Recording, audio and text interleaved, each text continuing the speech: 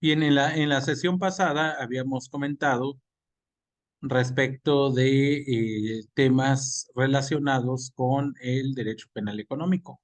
Sin embargo, después pasó el tema de de nuestras personas, digamos, que fueron detenidas y posteriormente liberadas. Y pues ahorita estamos viendo que ya fueron deportadas.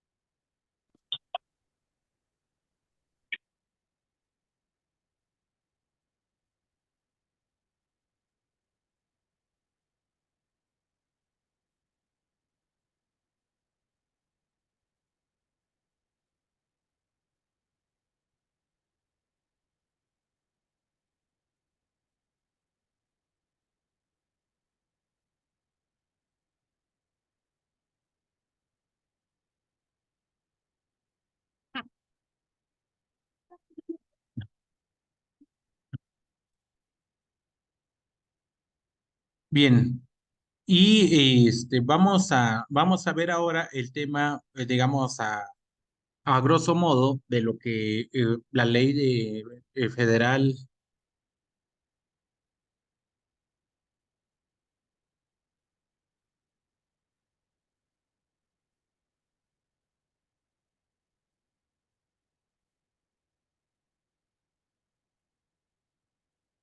para prevenir, para la prevención e identificación de operaciones con recursos de procedencia ilícita hace referencia al tema de las actividades vulnerables. En la cuestión de las actividades vulnerables, tenemos un tema de juegos con apuesta, concursos o sorteos. Aquí tenemos también la emisión o comercialización habitual o profesional de las tarjetas de servicios.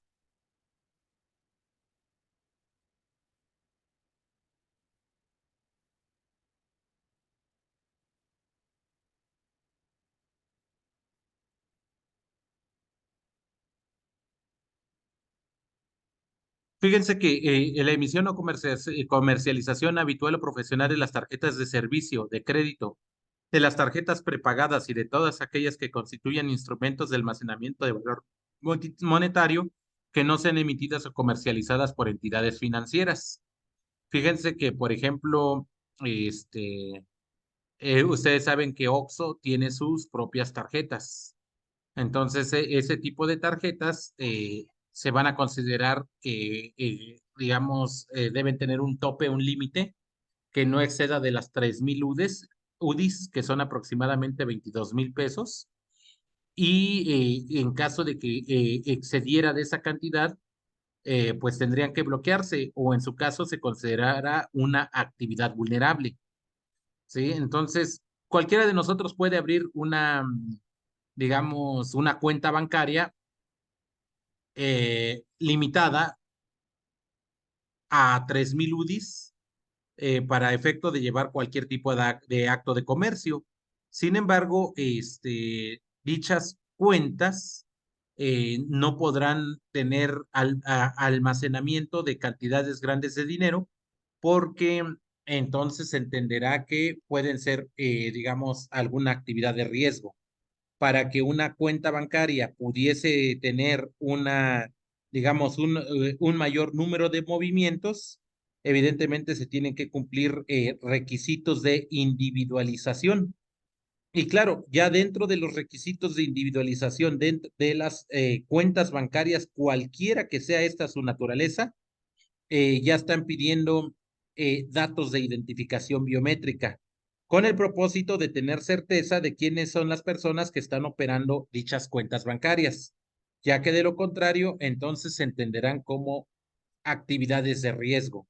Entonces, ya todas las cuentas bancarias que son aperturadas, ustedes pueden hacer el intento de abrir alguna y se van a dar cuenta que ya existe una individualización digamos, de las personas a través de, este,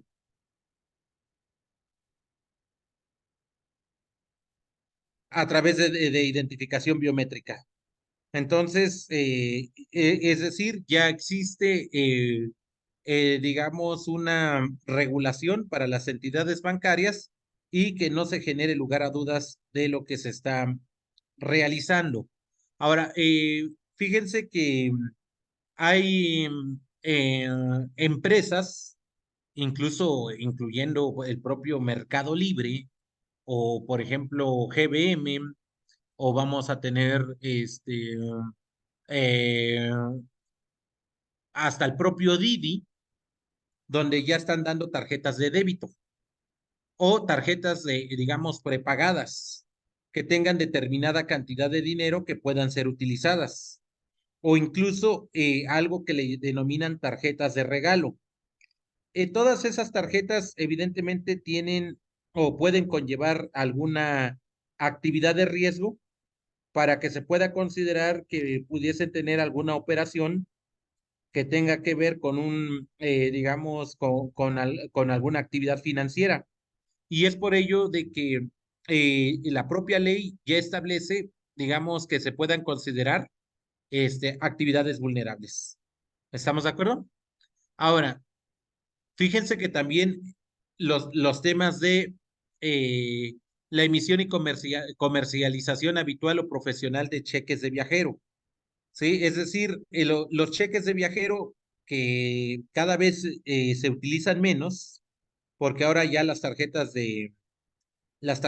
digamos, de aceptación internacional, pues ya cada vez son mayores, pero cierto es que eh,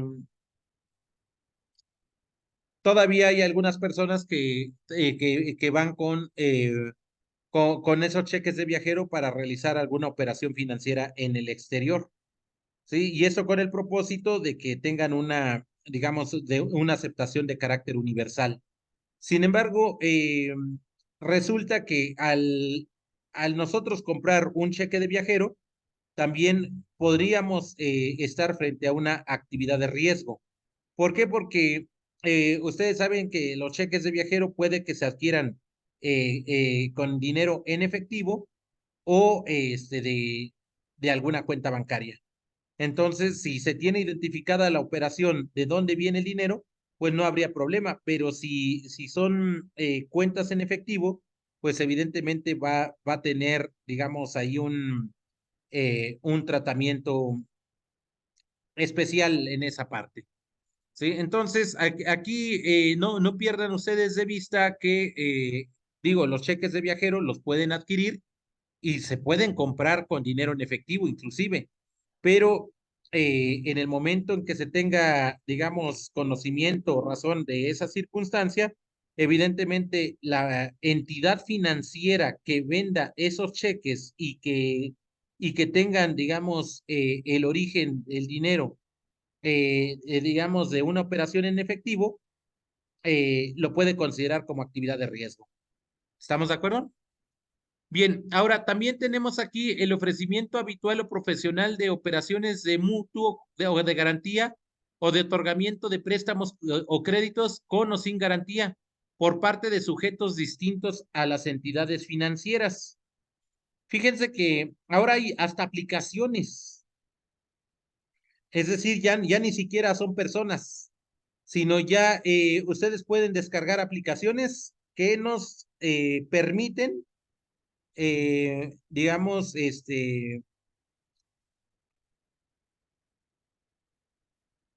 solicitar préstamos. Entonces, en esas operaciones donde, más bien dicho, en esas aplicaciones donde podemos solicitar préstamos de dinero, también se van a considerar actividades de riesgo. Sí, entonces aquí el otro día estaba yo bajando una aplicación, a ver si por aquí todavía la tengo, yo creo que ya la borré.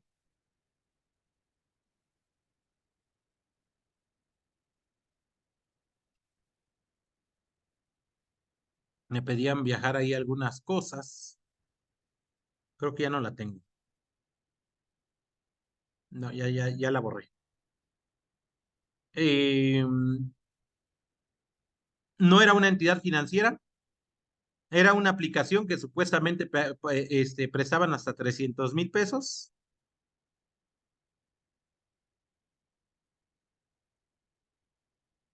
y solamente requerían que presentáramos nuestra INE y en su caso, para poder tener certeza de quiénes son las personas, nos pedían que se individualizara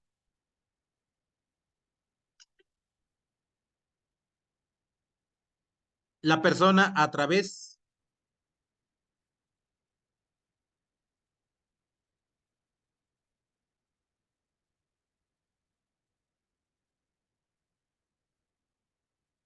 de sus datos biométricos. Entonces, solamente teníamos que escanear el INE e inmediatamente solicitar el préstamo y la única garantía que pedían son los datos biométricos. No requieren absolutamente nada más. ¿Cómo ven? Ya no son entidades financieras, sino ya son, digamos, entidades, muchas veces de ellas informales, o son cajas de ahorro que ya no requieren,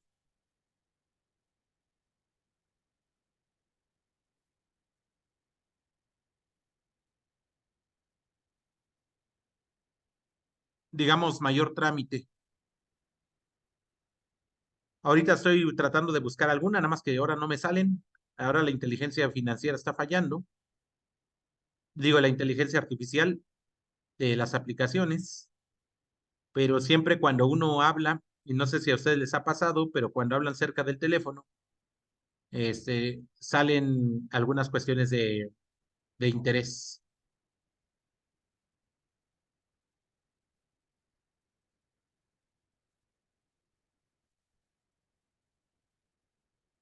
Entonces, aquí lo que estamos observando es que estas entidades se dedican a realizar préstamos, pero esos préstamos no están regulados por, digamos, entidades financieras, por instituciones bancarias, sino que estos se están realizando de manera ajena al sistema financiero.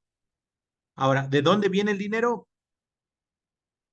No lo sabemos.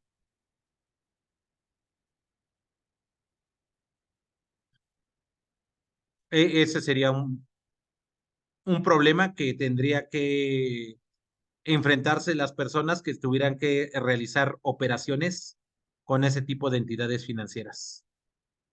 Sí, pero son bastante frecuentes, incluso varias de ellas se ofrecen en redes sociales.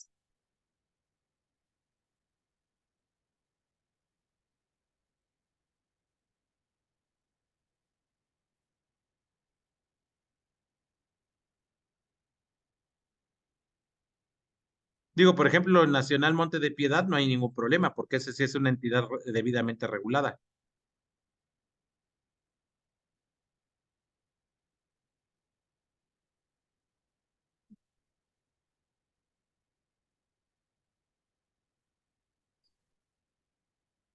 Incluso hay grupos en redes sociales donde se dicen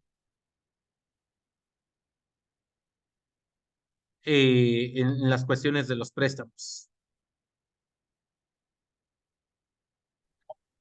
Ya encontré aquí uno, por ejemplo, a préstamo plus, préstamo rápido, obtenga préstamo hasta de 500,000 pesos.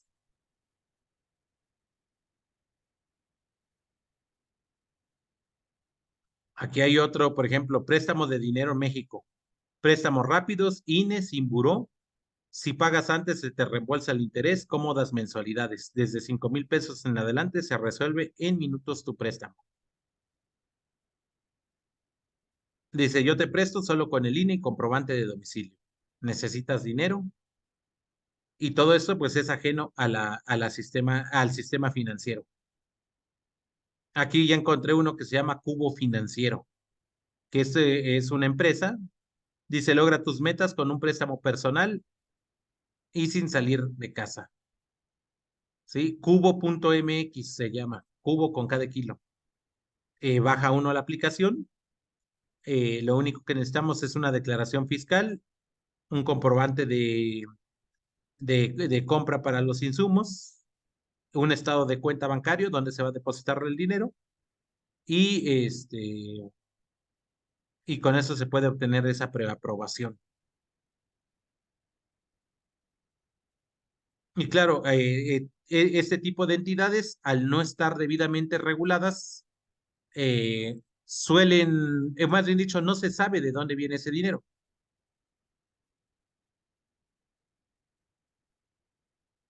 ¿Qué les parece?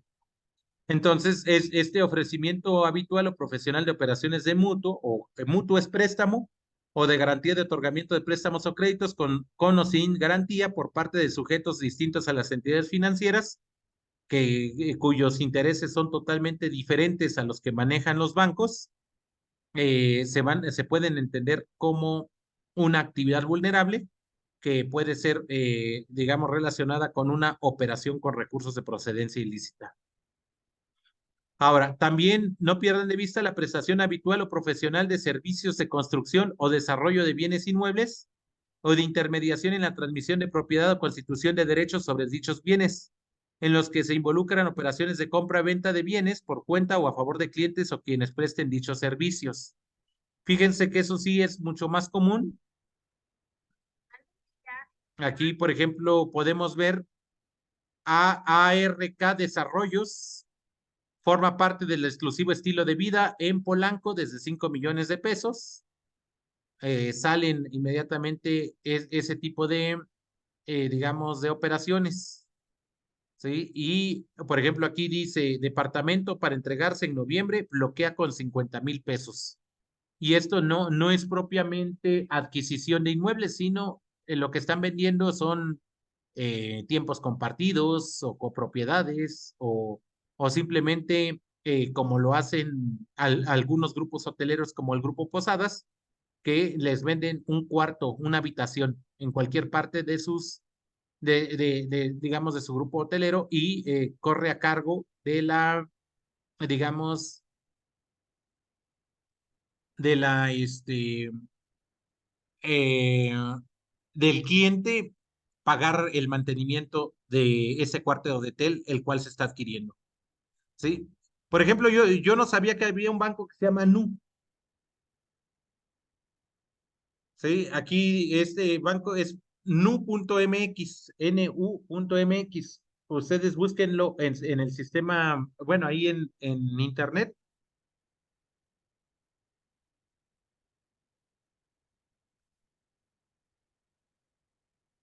Y ese es el detalle que nosotros tenemos aquí.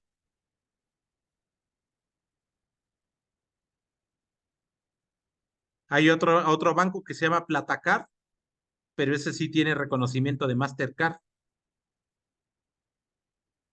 ¿Sí? Entonces, cuando se trata no de adquisición propiamente de inmuebles, sino de derechos reales diferentes a lo que es la compra-venta de un inmueble, también se van a entender estas circunstancias. ¿Sí? Entonces, este tipo de entidades, por ejemplo, aquí nos están mandando varias aplicaciones o varios, digamos, publicidades relacionadas con el tema de los préstamos. El problema es de dónde viene ese dinero. O sea, ese va a ser el punto de controversia, de dónde viene ese dinero.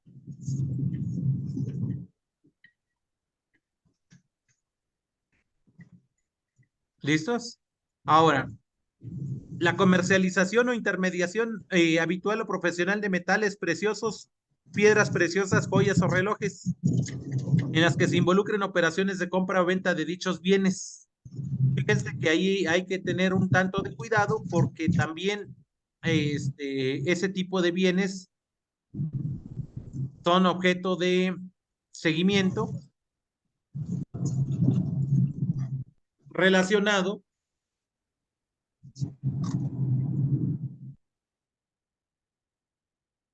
con, digamos, con posible lavado de dinero. O sea, imagínense, por ejemplo, si queremos comprar un reloj, digo, un reloj Cartier, algo sencillo, ¿sí? De, no sé, de $30,000, y lleguemos con nuestros $30,000 en una caja de zapatos, y ahí tenemos nuestro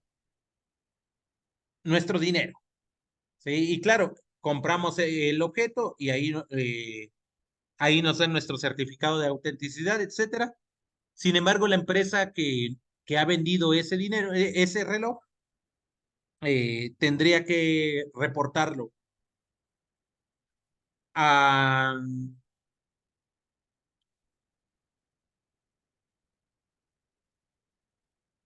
a la unidad de inteligencia financiera para saber de dónde están sacando ese dinero. ¿Por qué? Porque hay tope máximo, que son aproximadamente 289,000 pesos, que no se puede comprar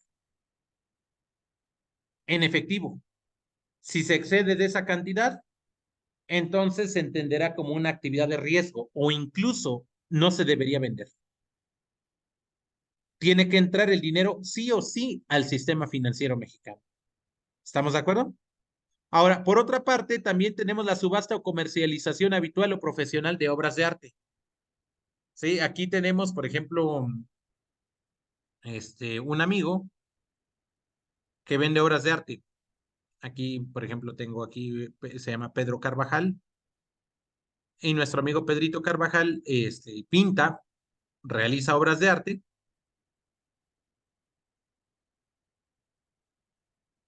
incluso se llama arte abstracto, ecléctico, disruptivo.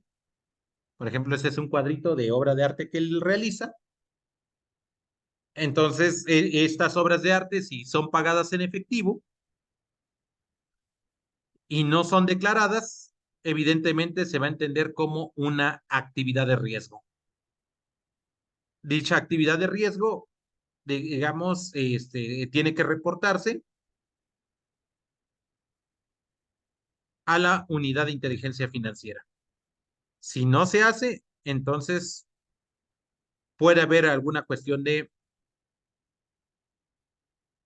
responsabilidad, inclusive para la persona que haya recibido dicha cantidad de dinero.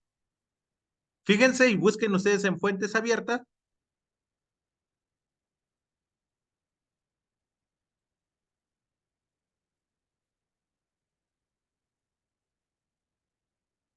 Y ahorita se lo mando, digamos, ahí para que a Carlita.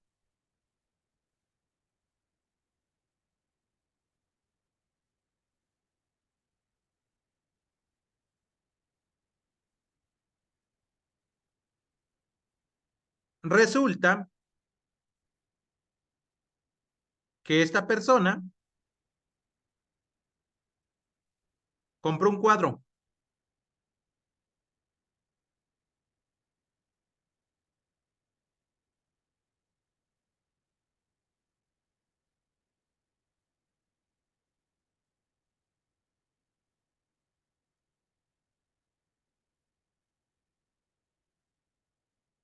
y aquí está el claro ejemplo,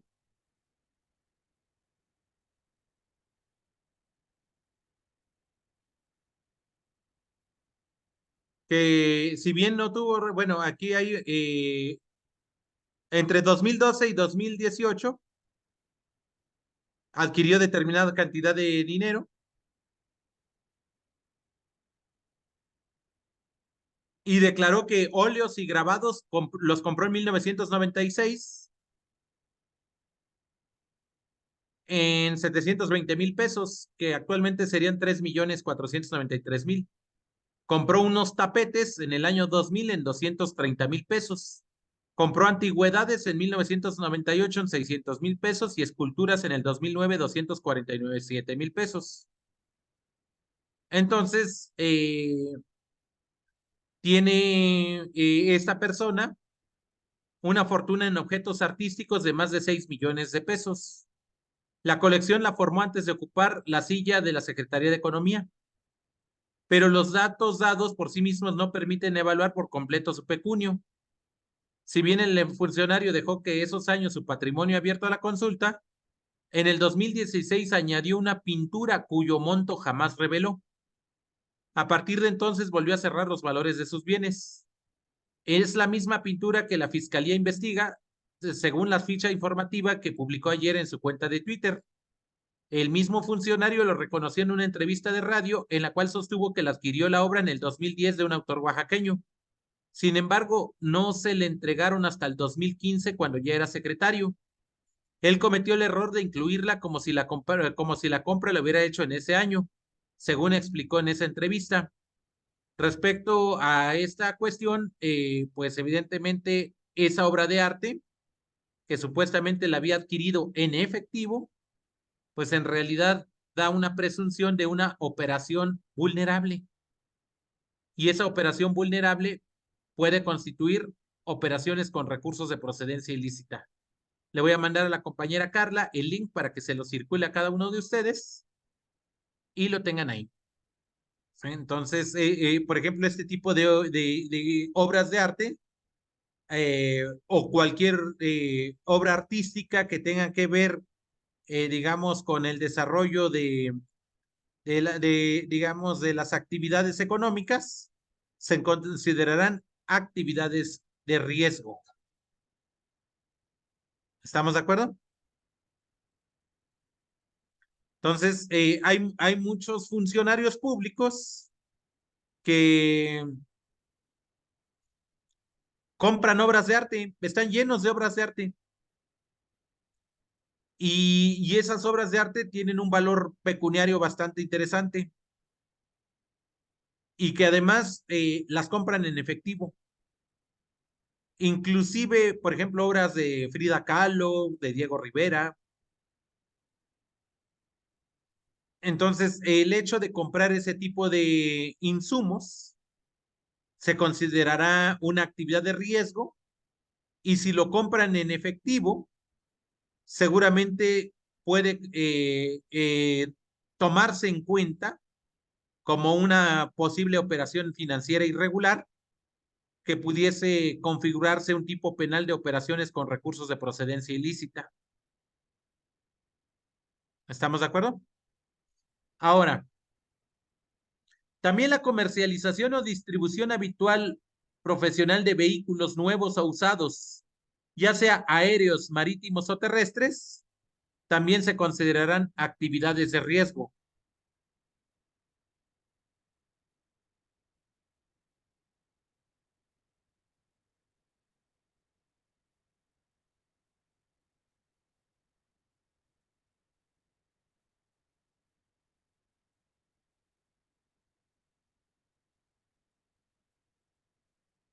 Miren, por ejemplo, ahorita les voy a mandar aquí los placeres del petróleo, los 3 yates de lujo del exsecretario de Pemex, del sindicato de Pemex. El exsecretario del sindicato de Pemex eh, tiene un departamento que le compró a su hijo en $7,550,000, así como autos de lujo y un Lamborghini que están todos documentados. Y todo con un sueldo de 24,000 pesos mensuales, que es lo que está en la página, más lo que devengaba como senador. Y resulta que este secretario tiene 3 yates anclados en Cancún. La primera embarcación que se supo compró este secretario fue un regalo para su hija Paulina, que se trató de un yate Sunker modelo Proto 47 de 50 pies, con todas las maravillas técnicas y lujos inimaginables. Este yate es del 2007 y posee una matrícula con un permiso temporal para 10 años, renovables por otros 10 años. El segundo yate de la misma forma y tiene cada uno valores aproximados de $1,000,000. Y el tercer yate, propiedad de la familia del poderoso líder del sindicato, es más ostentoso. Se trata de un Susenker Predator 60 Esta embarcación mide 20 metros de largo y 4,95 de anchos. Tiene tres camarotes con capacidad de 2 literas simples, 2 literas con camas, 2 literas dobles, tres baños. Y este yatecito cuesta $2 millones. Entonces, ¿de dónde está sacando la cantidad de dinero para comprar estos insumos? Evidentemente, por esa razón, la ley lo contempla como actividades de riesgo. ¿Sí? Es decir, no cualquier persona tiene acceso a este tipo de embarcaciones y sobre todo con el exacerbado lujo y pues de dónde vienen dichas cantidades de dinero para poder sustentar que efectivamente se adquirieron de manera lícita, tomando en cuenta que las personas, este,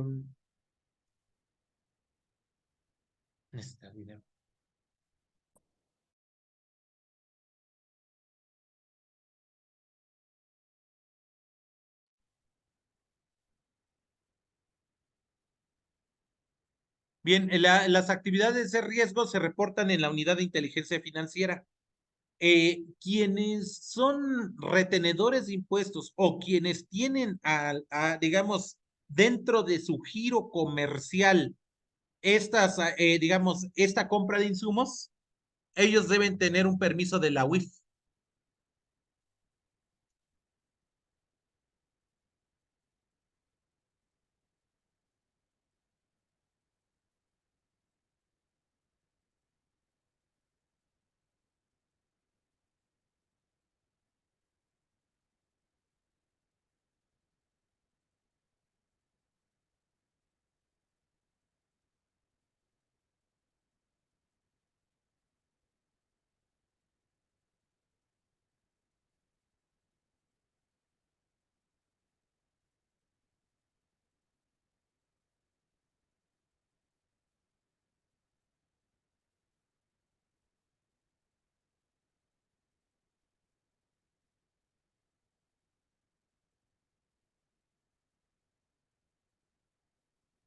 Fíjense que hay que realizar un trámite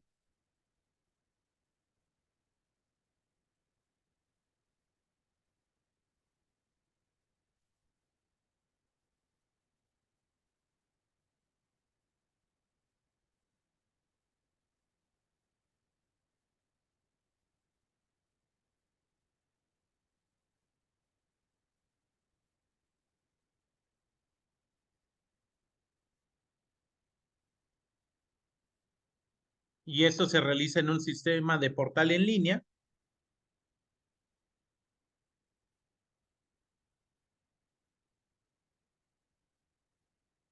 que se llama Sistema del Portal de Prevención del Lavado de Dinero en Internet.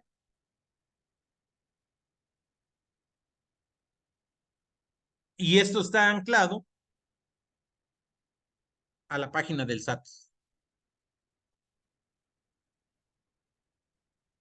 Para poder tener acceso a ello, hay que tener un usuario y una contraseña. Y evidentemente las empresas que venden actividades, digamos, o que realizan operaciones, por ejemplo, de exclusividad o de extremado lujo,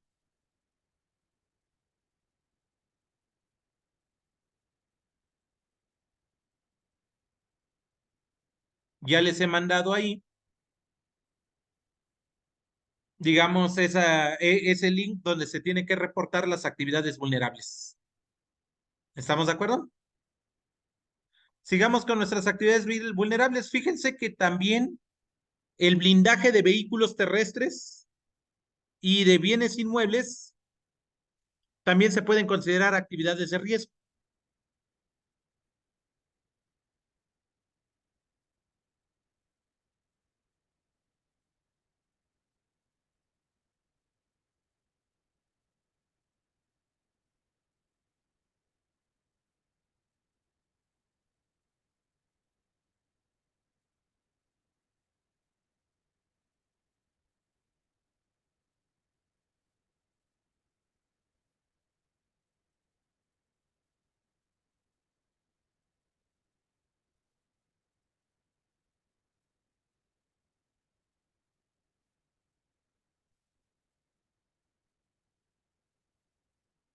De hecho, quienes reportan blindaje de vehículos tienen que declararlo también.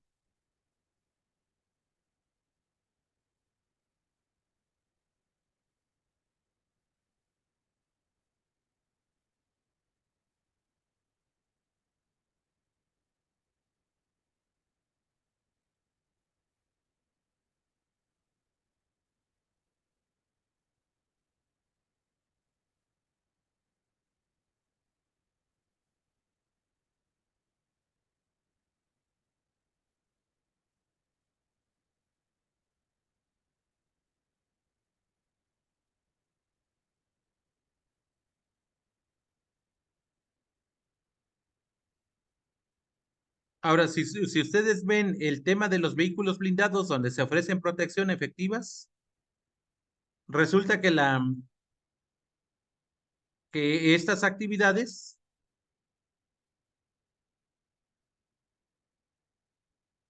se pueden considerar como una actividad de riesgo. Principalmente, el blindaje automotriz tiene aplicaciones en una amplia gama de industrias y sectores. Los principales usuarios de vehículos blindados incluyen personas de alto perfil como políticos, empresarios, celebridades y figuras públicas. A menudo optan por vehículos blindados para garantizar su seguridad personal durante sus desplazamientos. O empresas de seguridad. Las empresas de seguridad y transporte de valores utilizan vehículos blindados para garantizar la protección de sus empleados y activos en situaciones de riesgo. Y las instituciones gubernamentales y cuerpos de seguridad para asegurar la integridad y la protección de sus funcionarios.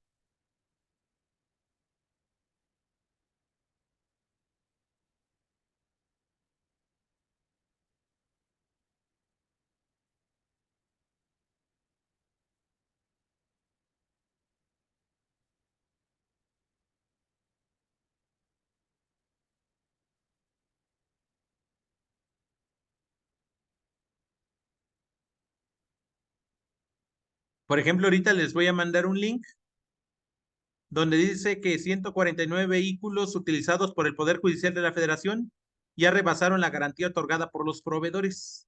Hay algunos jueces, magistrados, personal de Dirección General de Gestión Administrativa, de centros de justicia penal y funcionarios de mando superior que han tenido bajo su tutela vehículos blindados debido a sus actividades jurisdiccionales se encuentran en riesgo.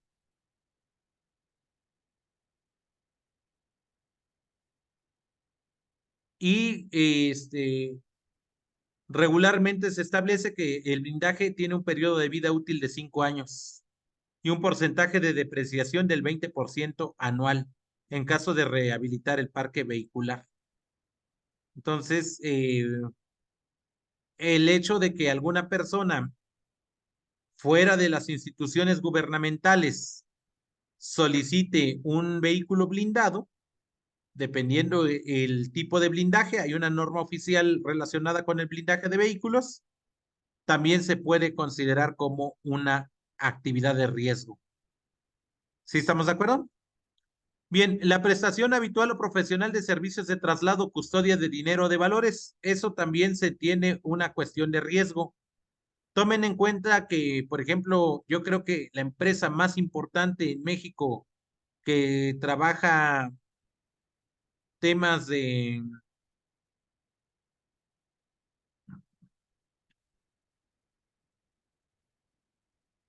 transporte de valores es Cometra.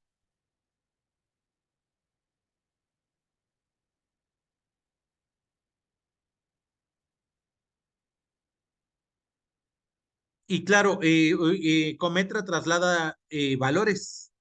Pero, por ejemplo, hay empresas muy grandes, como algunas farmacéuticas, como algunos centros comerciales, que reciben enormes cantidades de dinero en efectivo por sus operaciones diarias.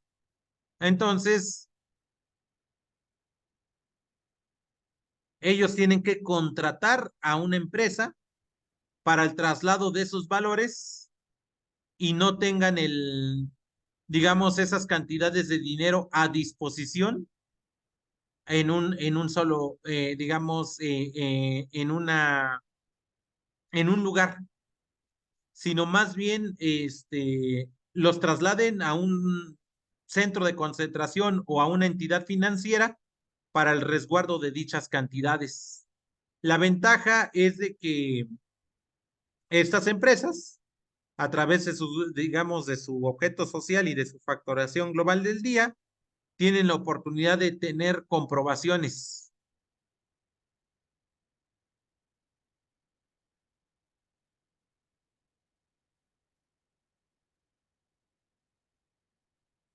Y pues esas comprobaciones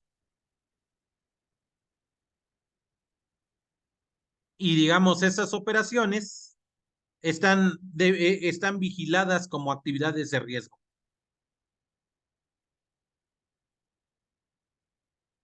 ¿Cómo ven?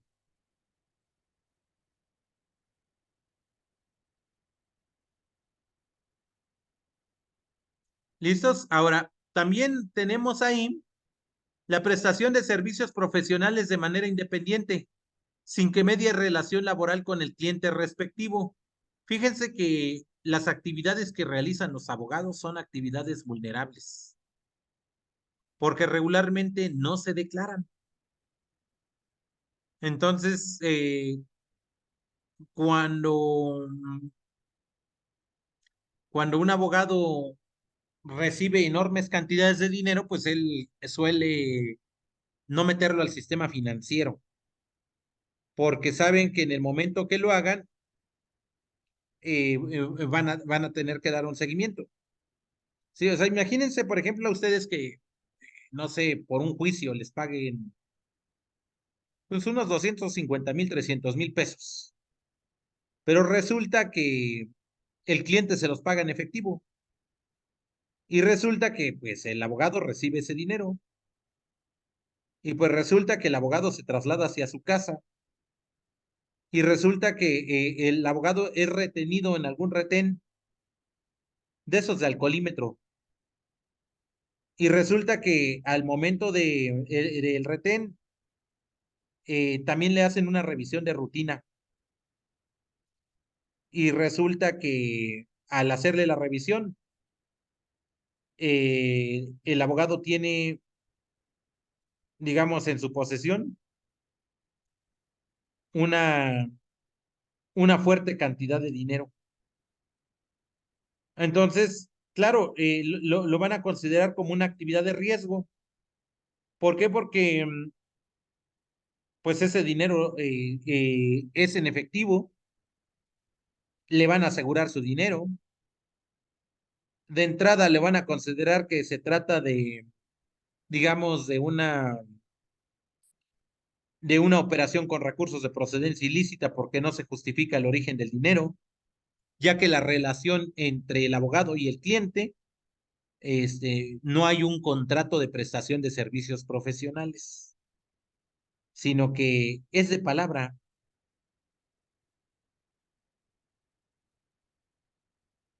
Entonces, resulta que tiene que acreditar la procedencia, el origen de ese dinero. Y eso dificulta, digamos, bastante, digamos, el tema de poder justificar el origen de dicho dinero.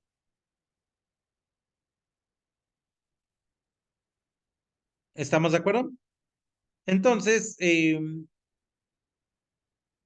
digo, lo ideal es que un abogado cuando reciba esas cantidades de dinero realice una factura global del día en donde, en donde pueda acreditar que efectivamente deviene de su actividad profesional.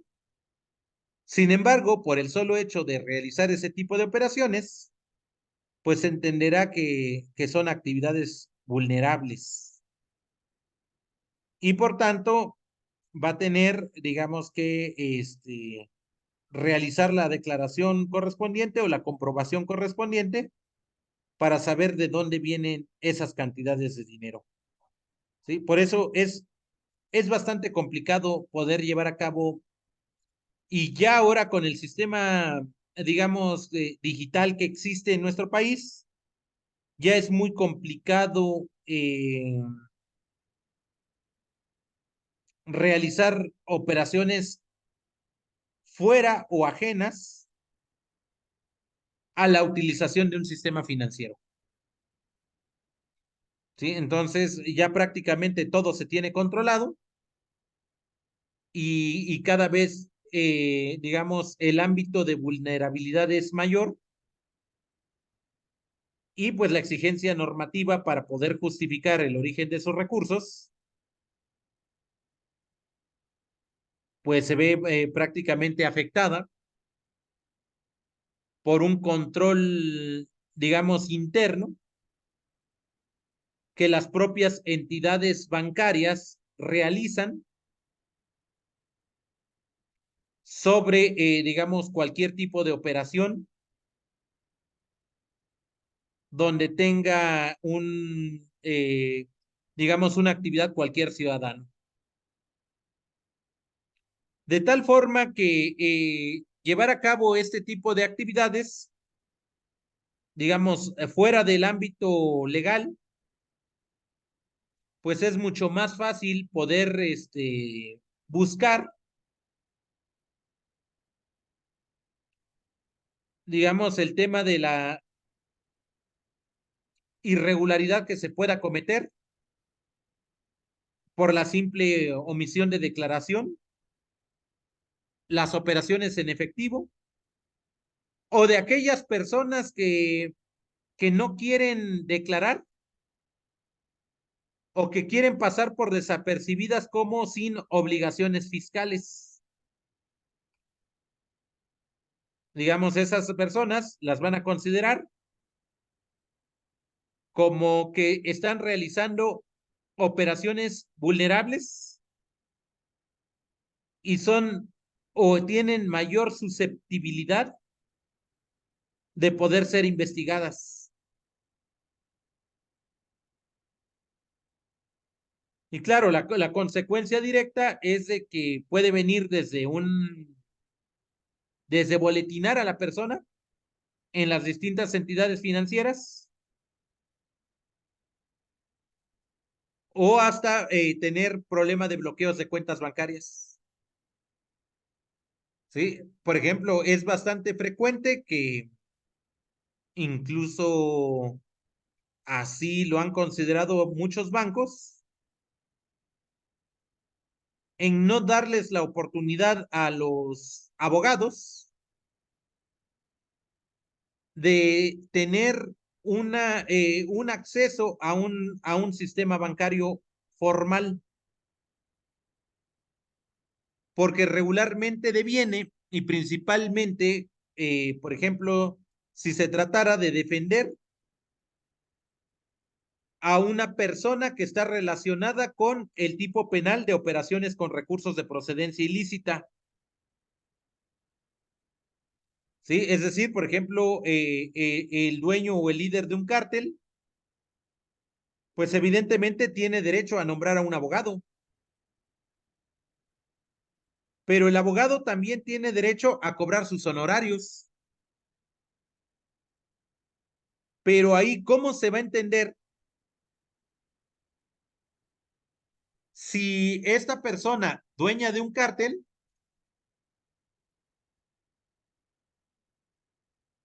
digamos, hay una cuestión de prejuzgamiento de que efectivamente el dinero que está trabajando deviene de un origen ilícito o de una actividad vulnerable? Lo cierto es de que el abogado no puede ser sancionado por esa circunstancia, pero tampoco puede pasar desapercibida esa situación y para efectos de la ley correspondiente deberá entenderse como una actividad vulnerable y tendría que haber la obligación de declarar dicha operación. Por eso es muy importante que, por ejemplo, en tratándose de los propios abogados, cuando cobren sus honorarios profesionales, sobre todo cuando se trata de delitos de naturaleza económica, de tener perfectamente bien identificadas las operaciones financieras que están realizando, de tal manera que no las puedan considerar como partícipes en la Doctor, realización de dichas actividades. doctor, una pregunta, César. Bien, adelante, César, te escucho. Eh, Por ejemplo, a ver, en el mismo caso que usted nos plantea, si esos 300,000 pesos el abogado los ingresa a su cuenta y los declara, ahí ya no hay problema, aunque se los hayan pagado en efectivo. El problema es que, bueno, digo, ahí la actividad queda señalada. Ya no, digamos, el abogado puede decir, yo lo adquirí derivado de mi prestación de servicios profesional, realizo la declaración y mi pago de impuesto correspondiente. Ahí terminaría la obligación por parte del abogado. Pero en caso de que se le dé seguimiento, digamos, por parte de la unidad de inteligencia financiera, el abogado tiene que colaborar en presentar sus declaraciones o en coadyuvar con digamos, con el sistema financiero y específicamente con la unidad de inteligencia financiera para que vuelva a comprobar que efectivamente ese dinero deviene de una actividad lícita, que en este caso es la prestación de un servicio profesional. Porque la ley obliga a que estas actividades queden señaladas como de riesgo, aun cuando ya se hayan declarado. Fiscalmente le damos la vuelta, pero debemos conservar nuestra contabilidad para que en el momento procesal oportuno podamos justificar que efectivamente dichas actividades están dentro del marco de la licitud o que hay un desconocimiento de dónde devienen esas cantidades de dinero. Y por ejemplo, doctor, por medio del abogado, podrían rastrear el dinero o de dónde lo están lavando. Por ejemplo, supongamos que esos 300,000 pesos los pagó un cartel a un abogado y luego la unidad de inteligencia financiera se va sobre las operaciones y sobre las declaraciones que tiene el abogado para tratar de rastrear el dinero de qué cartel viene, ¿no? Entonces de Sí, seguro van a claro, llegar a sus clientes, ¿no? Porque van a pedir a lo mejor también qué tipo de asuntos lleva ese abogado, a quienes ha defendido, etcétera, ¿no? Entonces por ahí pueden seguirle el rastro al dinero. totalmente. Ok, gracias. Sí, Gracias, doctor. o sea, eso es bastante delicado, ¿eh? Por eso, cuando digo, el dueño del cártel tiene derecho a defenderse y el abogado tiene derecho a trabajar. Y el hecho que esté trabajando en crear su estrategia de defensa del dueño del cártel, no es una actividad ilícita. La propia Constitución reconoce que todas las personas tienen derecho a defenderse.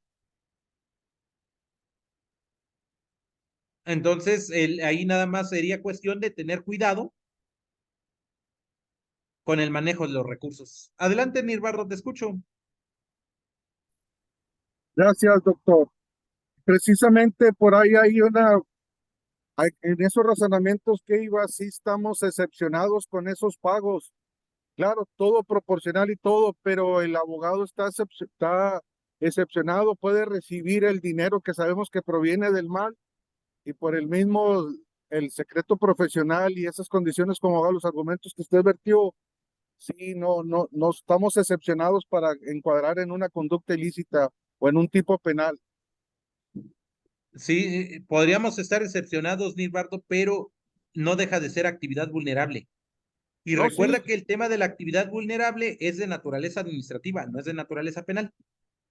ujú, sí, sí. Sí, Sí, por ahí entonces, quiera, si me permiten ahí de repente lo subo al grupo mañana en la tarde, los fundamentos. sí, o sea, ahí me queda claro que puede haber que no existe una responsabilidad de carácter penal, de que el abogado no estuviese cometiendo un tipo penal de operaciones con recursos de procedencia ilícita por haber recibido el dinero por concepto de honorarios. Y como dice nuestro compañero, tenemos la obligación de declararlo, pero también tenemos la obligación de conservar esos comprobantes porque la ley establece que es una actividad vulnerable.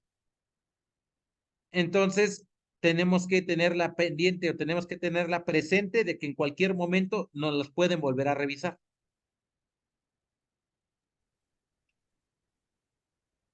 Máxime, doctor, aquí una pregunta. Sí, adelante.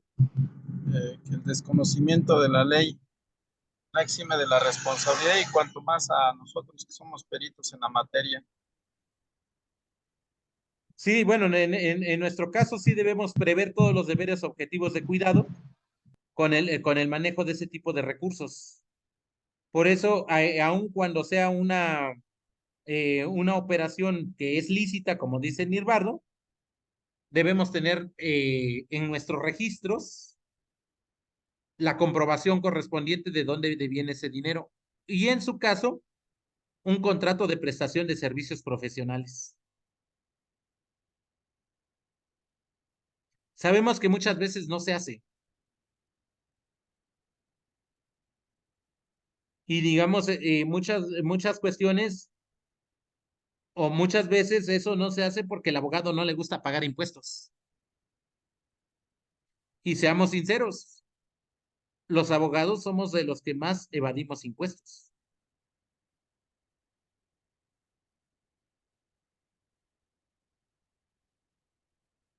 Porque además, el abogado, además de tener conocimiento de las normas de carácter general, pues también es muy cuidadoso o procura hacerlo, sobre todo en ese tipo de actividades.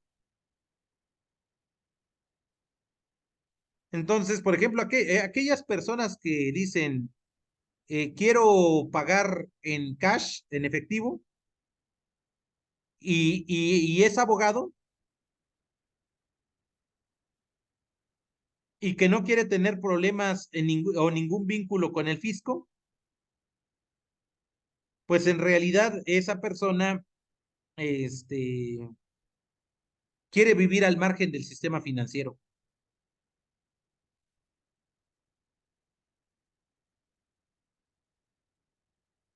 Y pues tiene que, digamos, no solamente entrar en una cuestión de modernidad, sino también tiene que eh, estar consciente de que dichas actividades pueden estar sujetas a una revisión por parte de la autoridad hacendaria. ¿Listos? Ahora, la prestación de servicios de fe pública, los notarios. Los notarios o los corredores también puede ser que se enfrenten a situaciones de, digamos, de riesgo o de vulnerabilidad en las operaciones. Por eso, los notarios cuando ven que una operación para la adquisición de un inmueble supera los 560,000 pesos, tienen la obligación de declarar esa actividad y de considerarla como una actividad vulnerable. Porque de lo contrario, entonces estarían incumpliendo con, digamos, infringiendo una norma que esto conllevaría inclusive a tener una participación activa en la, digamos, en la operación financiera. Hace rato estaba hablando con un amigo notario que tiene el problema de que le inmovilizaron una de sus cuentas bancarias y resulta que para la entidad financiera el notario no comprueba algunas operaciones y eso dio como consecuencia que le cancelaran la cuenta bancaria. Entonces, independientemente de la circunstancia, lo cierto es, y que lo tiene debidamente comprobado, es de que él, al realizar actividades dentro de las funciones de la fe pública, pues recibe pagos en efectivo por concepto de sus honorarios y por concepto de los impuestos. Y además el notario se convierte en un retenedor. Y no solo eso, en caso de que el notario advierta que se está realizando una operación financiera en efectivo por encima de los montos autorizados,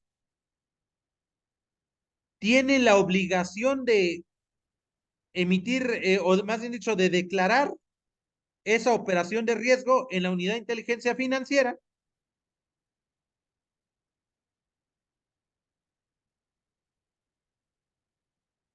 e incluso, bueno, eso le llaman avisos preventivos.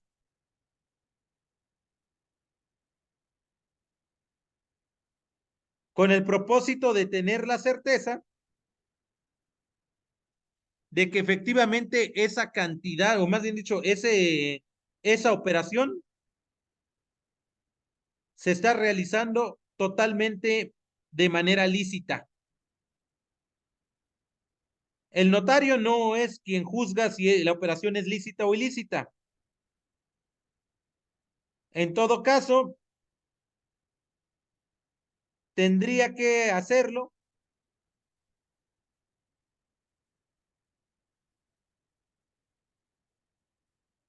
la autoridad fiscal.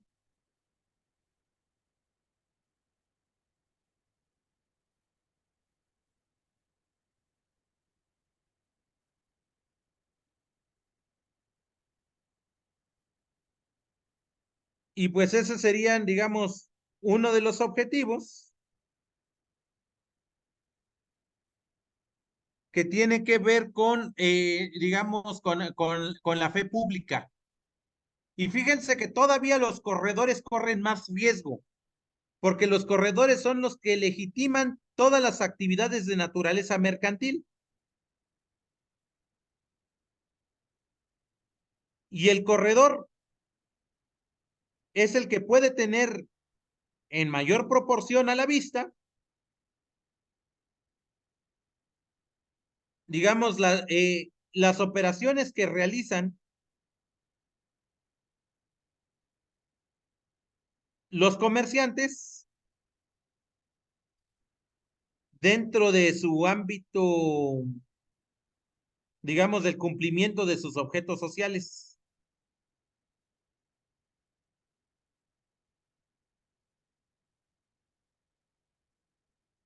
Entonces se torna un tanto complicado poder regular esas circunstancias, pero finalmente son actividades que la propia ley lo establece, digamos, como de riesgo financiero, y que necesariamente debe existir ese reporte, ya que de lo contrario, entonces se pudiese incurrir en una responsabilidad administrativa y eventualmente de naturaleza penal. También tenemos la recepción de donativos por parte de asociaciones y sociedades sin fines de lucro. Fíjense que, por ejemplo, los principales receptores de donaciones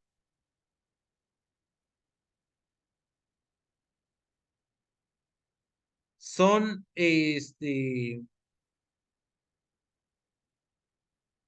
las asociaciones religiosas.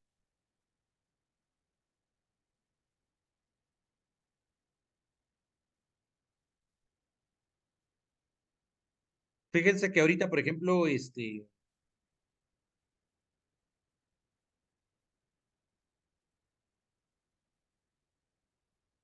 por ahí una iglesia me dice, ya puede ir preparando su ofrenda de gratitud. Ah, muy bien. Pero de entrada le vamos a decir, bueno, sí, ya yo doy mi ofrenda de gratitud y no hay ningún problema, no hay ningún inconveniente, pero lo que sí le debo decir es de que esa recepción de dinero por parte de todos sus feligreses debe ser considerada como una actividad vulnerable, porque así lo marca la ley. Y ustedes han visto que incluso hay líderes religiosos que están privados de su libertad precisamente por temas de lavado de dinero. ¿Por qué? Porque este tipo de instituciones reciben enormes cantidades de dinero y tienen la obligación de declarar, pero no tienen la obligación de pagar impuestos. Hay un tope o una regulación especial sobre ese rubro. Sobre todo porque muchas veces disfrazan su objeto social, que en este caso es la constitución de una entidad de carácter religioso, y lo disfrazan con fines filantrópicos. Y claro, eso lo hacen con el objeto de no pagar impuestos.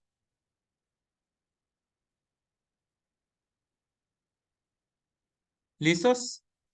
Ahora, también la prestación de servicios de comercio exterior como agente o apoderado aduanal, mediante la autorización otorgada para promover cuenta ajena, el despacho de mercancías en los distintos regímenes aduaneros previstos en los artículos 50 y 82 de la ley aduanera,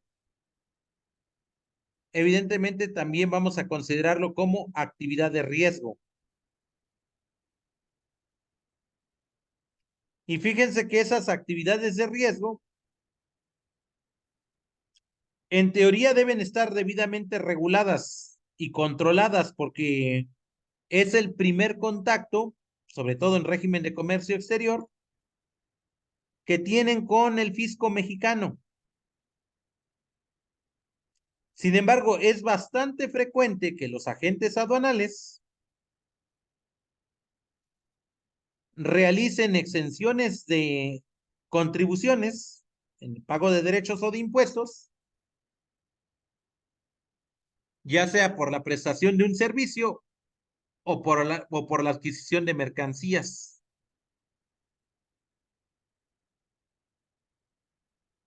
Sin embargo, está debidamente regulado,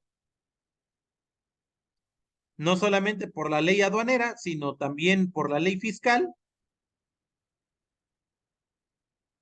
que todas esas actividades deben considerarse como una cuestión de riesgo, porque la mayoría o muchas operaciones financieras que se dan dentro de la aduana para evitar comisiones bancarias internacionales, las realizan en efectivo principalmente en la divisa dominante. Por eso ustedes saben que la tenencia de más de $10,000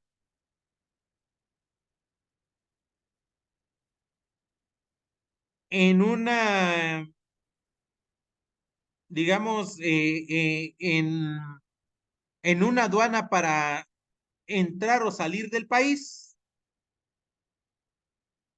siempre se va a considerar como actividad vulnerable, pero incluso se va a considerar delito. Resulta que el artículo 104 del Código Fiscal de la Federación establece el tipo penal de contrabando de divisas y que muchas veces son los agentes aduanales quienes permiten ese tipo de operaciones para llevar a cabo dicho contrabando.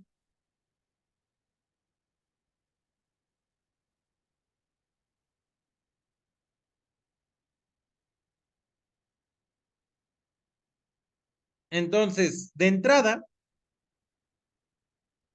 prácticamente cualquier actividad de carácter aduanal que esté o que sea ajena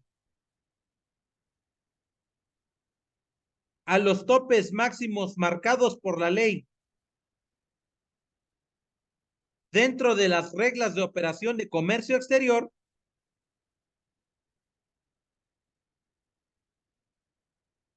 se van a considerar como actividades vulnerables.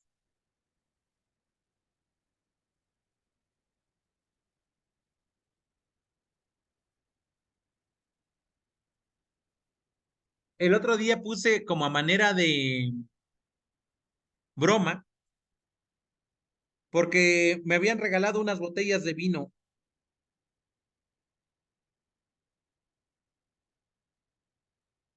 y me las querían quitar en la aduana mexicana ahí, aquí en el Aeropuerto Internacional de la Ciudad de México. Lo que sí es cierto es que no podemos introducir más de 6 litros de vino. Así que si traemos, no sé, 24 litros, es evidente que vamos a considerarlo como una actividad vulnerable, porque está fuera de la exención marcadas por las reglas de operación de comercio exterior. Incluso cuando ustedes viajen al extranjero, se van a poder percatar de que hay anuncios por todos lados que traer mayores objetos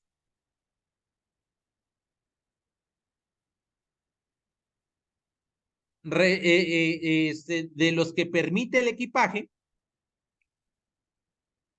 deben ser declarados al momento de introducirse a territorio mexicano, ya que de lo contrario,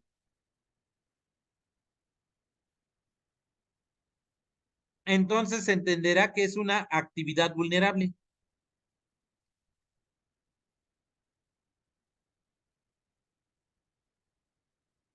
Que puede conllevar a la confiscación o decomiso de esos bienes, a la iniciación de un procedimiento administrativo en materia aduanera, que es el famoso PAMA, pero inclusive la Fiscalía General de la República tendría amplias facultades para iniciar una investigación de carácter penal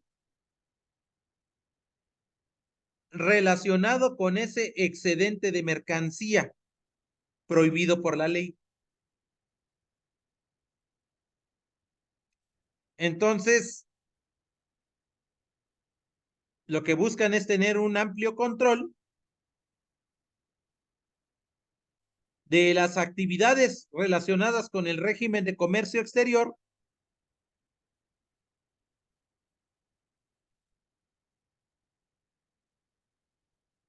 pero también con, digamos, el pago de contribuciones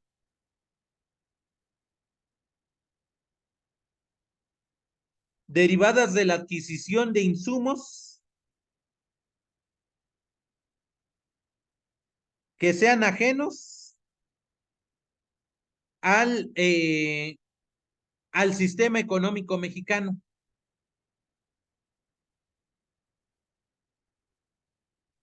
Por eso, se consideran actividades que deban ser analizadas, declaradas y vigiladas por la autoridad aduanera cuando se tiene el sobreexceso. Y fíjense que hasta el año 2021, antes de la pandemia, o incluso durante la pandemia, en las reglas de comercio exterior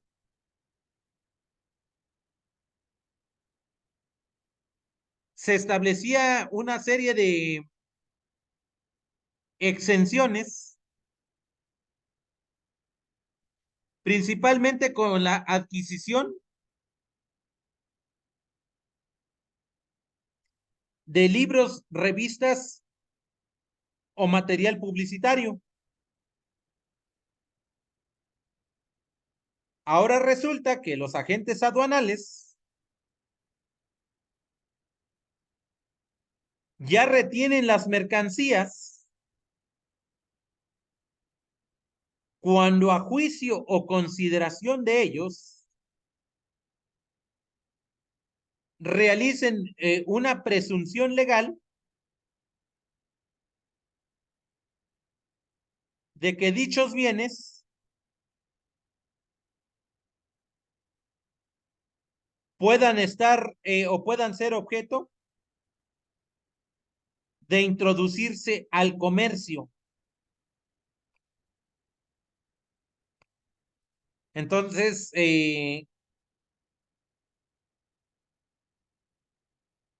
cuando a ustedes les toque viajar al extranjero,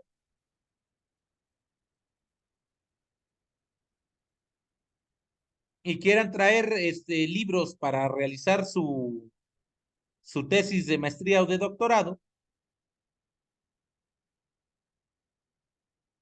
no pueden traer más de 3 ejemplares del mismo título,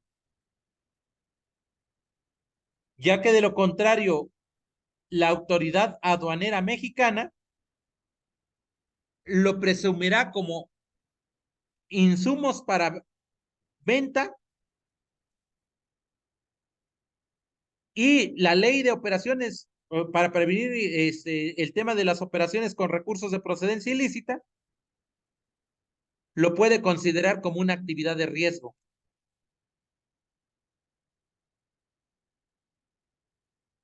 Y claro, pueden ser objeto de decomisos.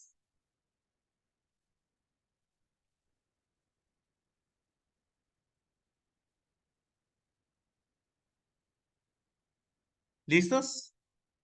Ahora,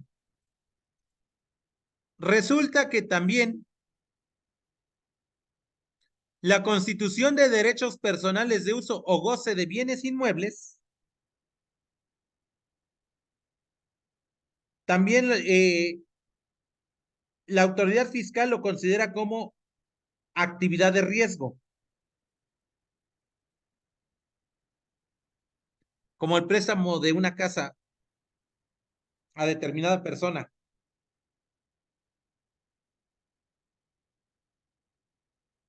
Y esto puede generar, digamos, también un problema,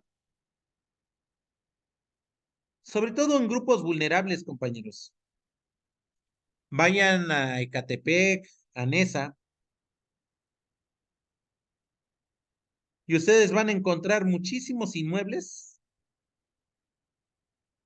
donde, donde rentan cuartos o donde se prestan esos cuartos.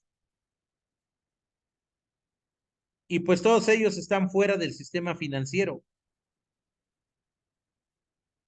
que regularmente esos préstamos o el ejercicio de esos derechos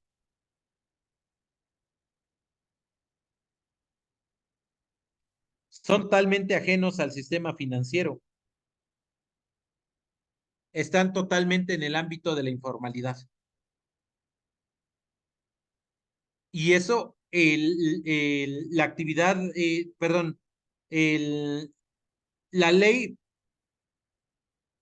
y claro, la autoridad fiscal lo va a considerar como una actividad vulnerable.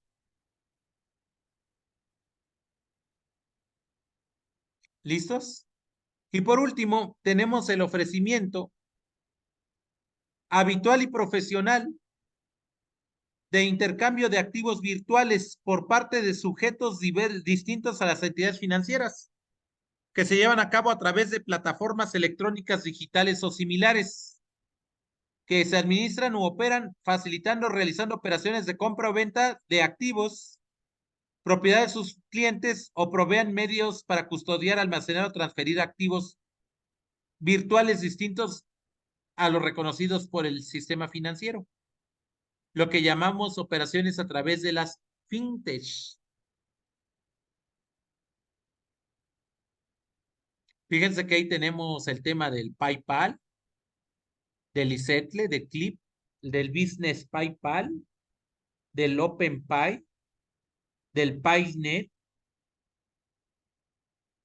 del PagoPay, del OxxoPay, del Pago. Todas estas se van a considerar como actividades de riesgo. Por eso, el monto de las operaciones que se llevan a cabo a través de estos sistemas regularmente no exceden de 3,000 UDIs. Como les comento, aproximadamente 22,000 pesos. Porque en caso de excederse,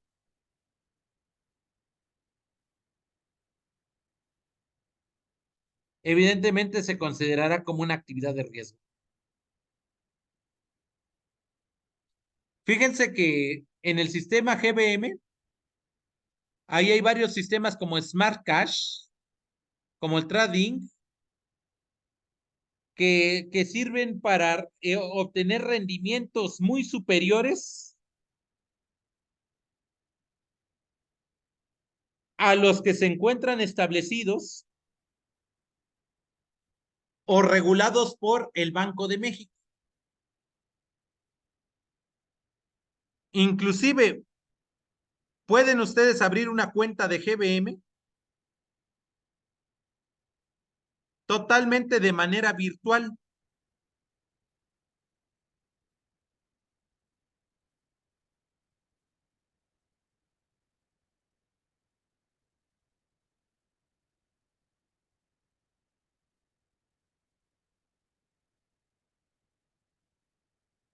Y claro, no es necesario acudir a un banco,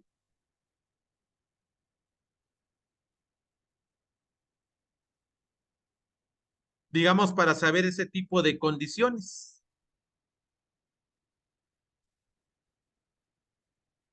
sino que desde la propia aplicación, miren, por ejemplo, yo sí tengo aquí, hice mi experimento con GBM,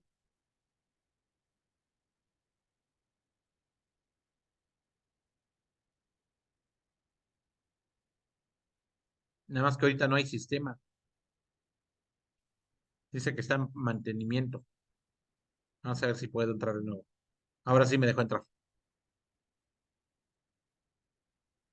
Y fíjense que aquí en GBM ustedes pueden comprar acciones bursátiles.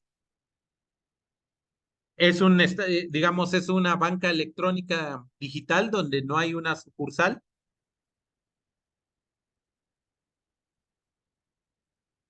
donde evidentemente nos han dado un poco de rendimientos, pero ustedes pueden comprar aquí,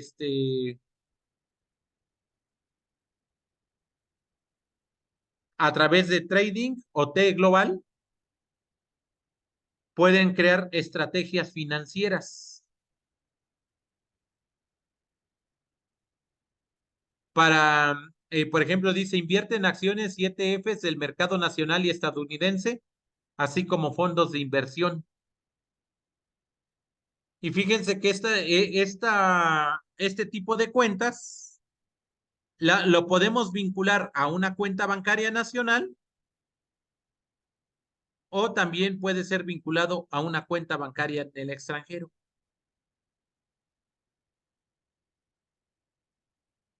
Así que no hay mayor problema en esa parte. Y claro, Mercado Pago también tiene su sistema. Ustedes pueden abrir su cuenta de Mercado Pago y les da rendimientos diarios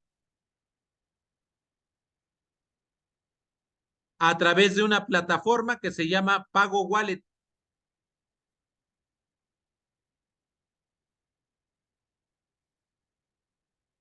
en la cual está, digamos, regulado en todo, bueno, dentro del sistema financiero mexicano.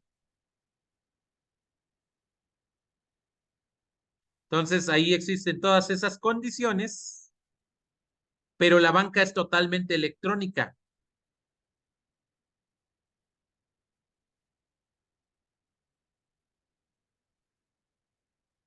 Y fíjense que también pueden ustedes abrir una plataforma a través de Global 66 para hacer transferencias electrónicas internacionales a todo el mundo.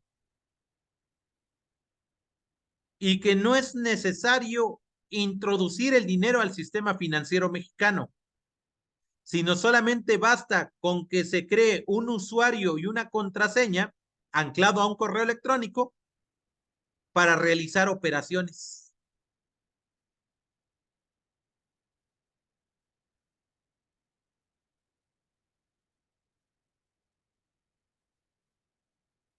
¿Listos? Miren, y por último, aquí podemos comprar en Mercado Pago Bitcoins, Ethereum, dólar cripto, Chainlink o Uniswap. Pueden ustedes comprar cualquiera de esas criptomonedas a través de su teléfono celular y realizar inversiones en el extranjero a través de su teléfono celular.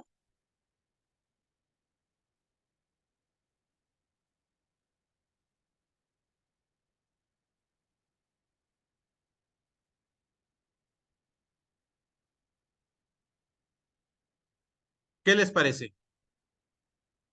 Y claro, ya cada vez más, sobre todo la gente joven,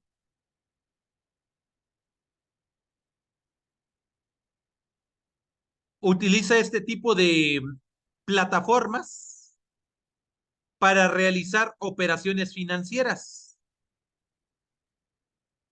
Inclusive dicen, ya no vamos a comprar en un Liverpool físicamente, sino a través de la aplicación, pero ya no vamos a utilizar una tarjeta de crédito o de débito, sino que lo vamos a anclar a un pago en efectivo relacionado con uno PayPal y vamos al Seven o al Oxxo a pagar.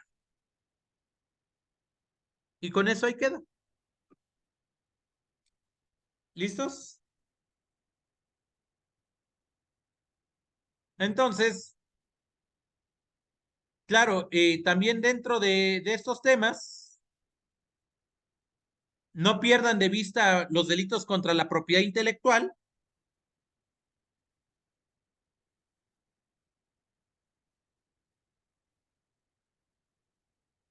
que también implican un tratamiento muy cuidadoso porque generan grandes pérdidas, principalmente para las marcas exclusivas, porque esto se convierte en un negocio redondo.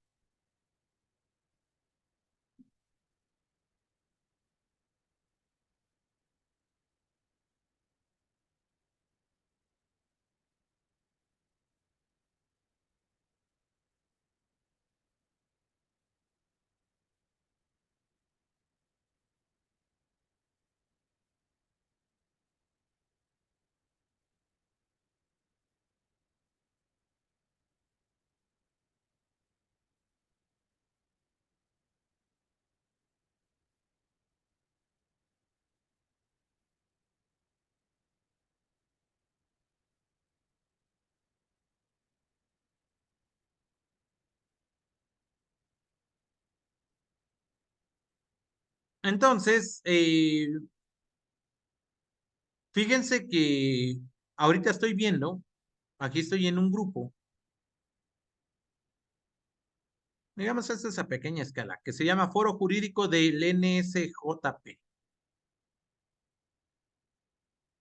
Son 1,759 personas.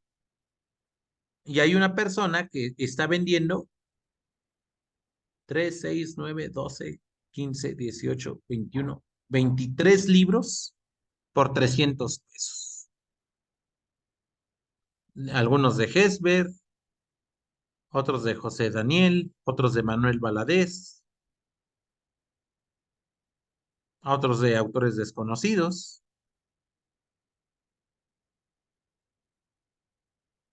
La mayoría son de Flores Editor, algunos de Gallardo, que están, digamos, difundiendo ilícitamente ese tipo de materiales. Evidentemente, eso implica o constituye un delito.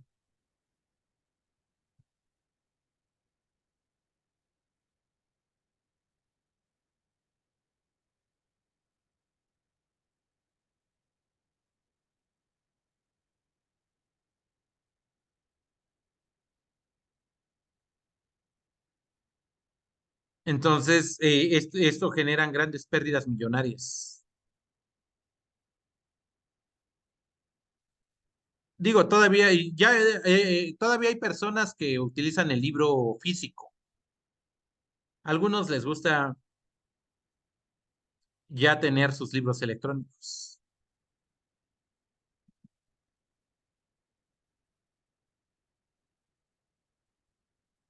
Pero pues es evidente que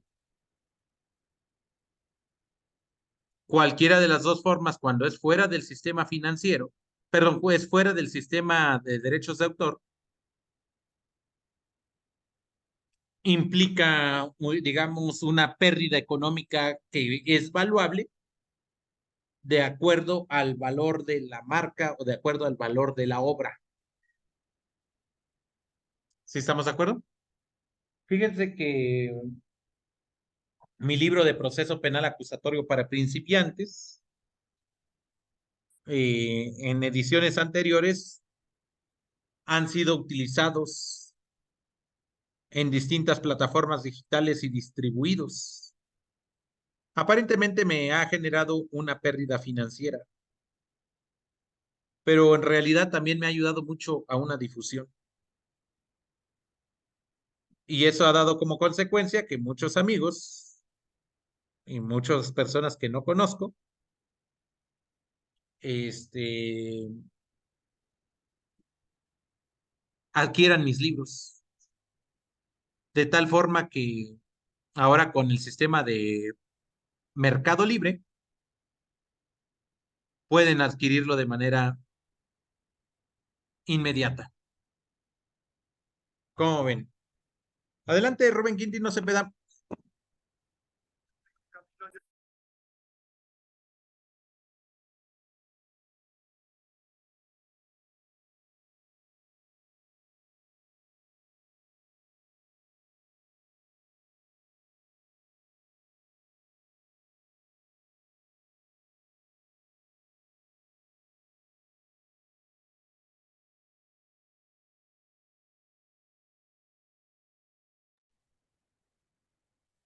Bien, y claro, recuerden ustedes que todo esto se comete con una cuestión de organización, de aparatos organizados de poder, como dijera Klaus Roxin, y puede haber un tema de asociación delictuosa o de organizaciones criminales. Entonces, no pierdan de vista esta diferencia, que lo consideramos fundamental, porque las asociaciones delictuosas regularmente tienen una característica de horizontalidad y la organización criminal, que es la delincuencia organizada, previsto en el artículo 16, párrafo noveno de nuestra Constitución, tiene un tema de verticalidad, es decir, un aparato organizado de poder. Entonces ahí tenemos un tipo penal accesorio que agrava a otro principal, y en la organización criminal regularmente es un delito de pertenencia o de permanencia, donde se puede aplicar un régimen de excepción en materia de delincuencia organizada. Sí, claro, ahí estos serían algunos tipos penales relacionados con las organizaciones criminales que se prevé en el artículo 2 de la Ley Federal contra la Delincuencia Organizada, y que debe tomarse en cuenta o debe ser muy cuidadoso el agente del Ministerio Público cuando investigue ese tipo de hechos.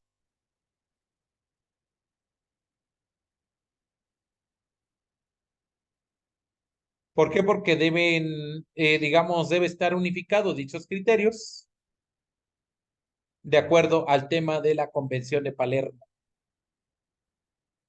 que México lo ha reconocido y que desde el 22 de noviembre de 1996 está vigente este régimen de excepción. ¿Estamos de acuerdo? Sí, entonces no sé si tengan alguna duda, alguna pregunta con relación a este punto,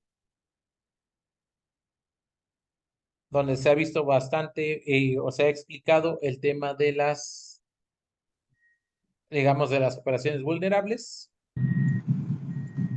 y de todos estos aspectos.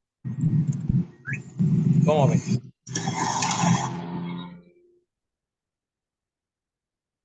Excelente, doctor, todo entendible, muy bien, gracias. Bien, gracias, Julio César. No sé si tengan algún otro cuestionamiento, alguna pregunta, compañeros. Carlos, César, Germán, Rob. No, doctor, muchas gracias, muy claro. Claro, comprensible, maestro. Perfecto. Pues vamos a dar por concluida nuestra sesión. Sí, y les agradecemos muchísimo la atención y sobre todo haber sacrificado su viernes para poder entender y ver todos estos aspectos. ¿Qué les parece? No, al contrario, doctor, muchas gracias a usted por darnos clases el día de hoy. Gracias, doctor. Muchas gracias por conocimiento.